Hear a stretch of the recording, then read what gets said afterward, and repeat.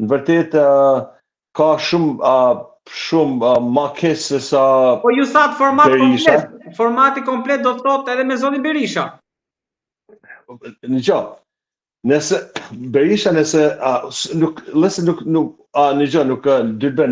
jam, si më thon, zoti me parashkru diçka. Unë pak a shumë çka kam thonë gjonat kanë dalë vërtet, por edhe sikur po flasim, edhe sikur ta heqin Berishën, nëse këta tjerë, ta njerëzit tjerë kanë aftësi me grumullu njerëz ose me marr support ose njerëz për vetes, por fakti është që duhet mu hap me edhe t'jen Berisha aty, s'ka lidhje, se Berisha i bashkoj, po me thonë, hajdeni ju njerëz që bot këtë morët më shumë votim, qa me mëni? Qa me mëni?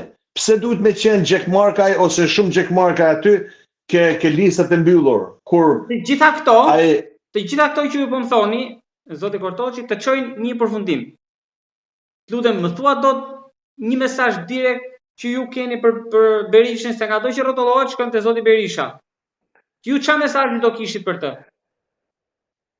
Berisha, në gjë, unë Berishën asnjëherë, si më thonë, s'kum pas, ju kom thonë edhe njerëz se mbroj dot, pasi Berisha është avokat i vetvetes, është shumë i përgatitur, ka Berisha njeh liderët e botës, ka qenë në domon politik që nga 90-ta. Njerëzit më kanë akuzuar pse mbroj Berishën. Nuk kam mbrojt Partinë Demokratike, kam mbrojt Demokrat Vin tani çfarë do të thoni tani? Edhe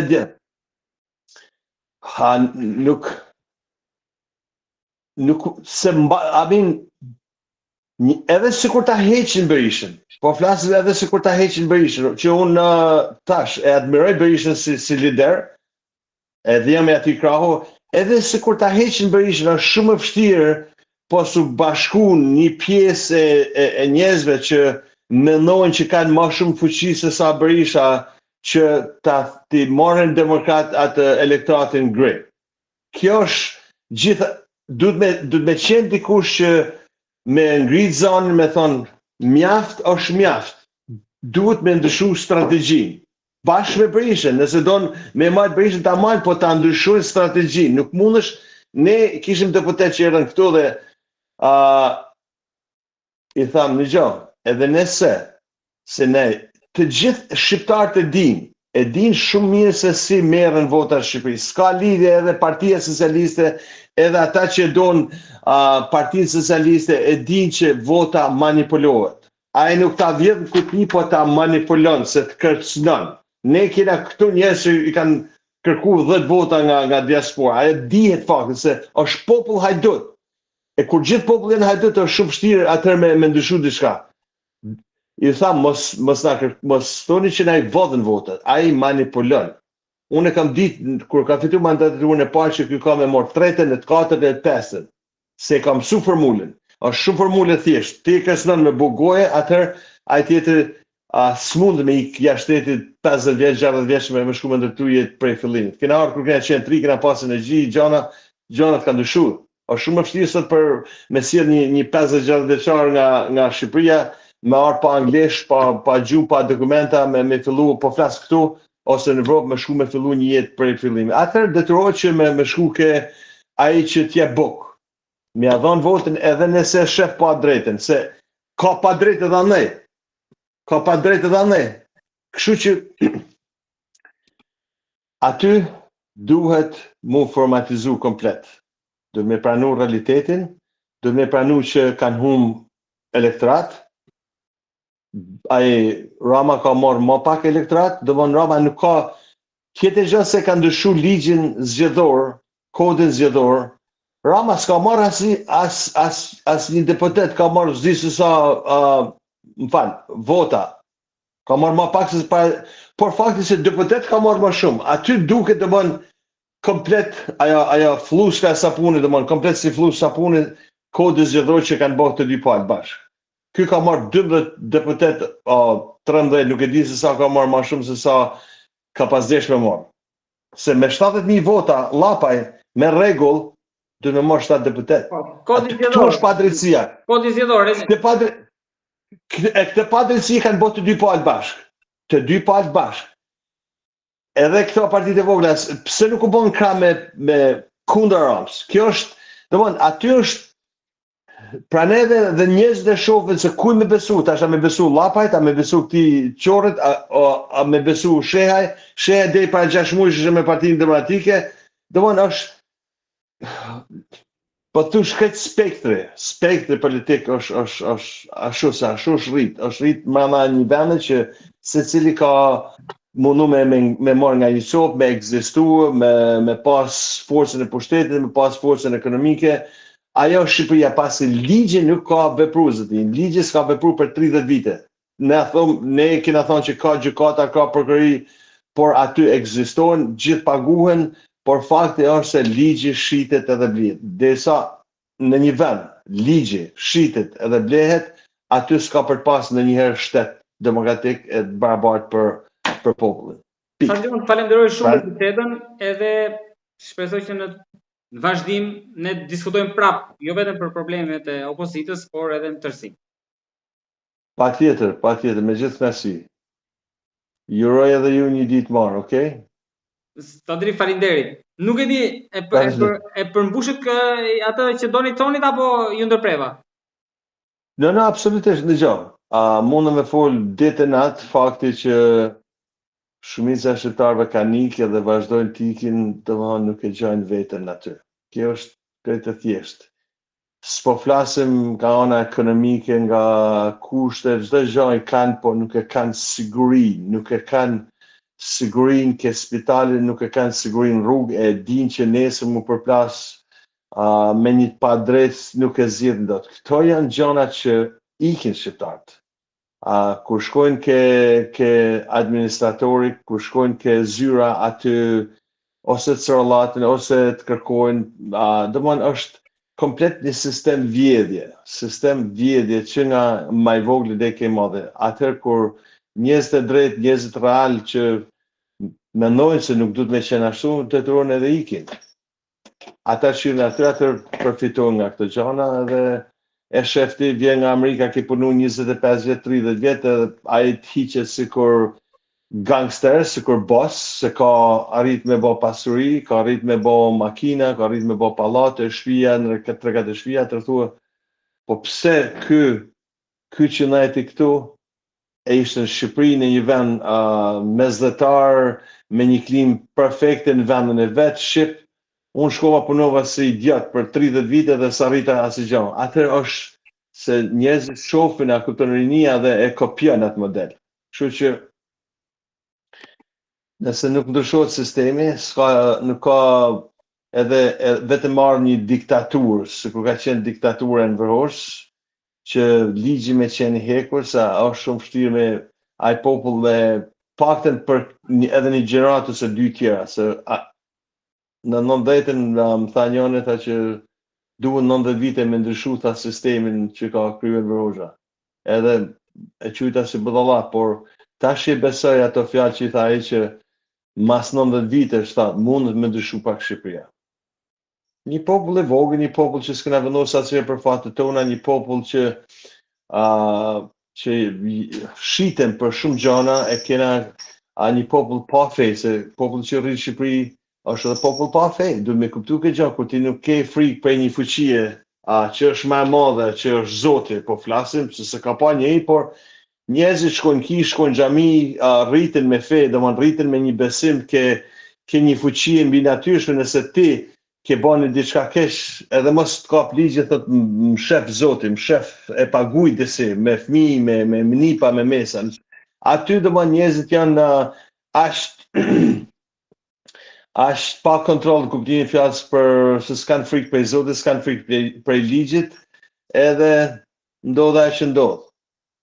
Ke një Shqipëri që ka dalë domethënë mas 90, shef Gradaçelat, shef rrugë që si kanë bërë ndërtesa që janë bërë, se si është vjedh toka, është tjetërsu prona.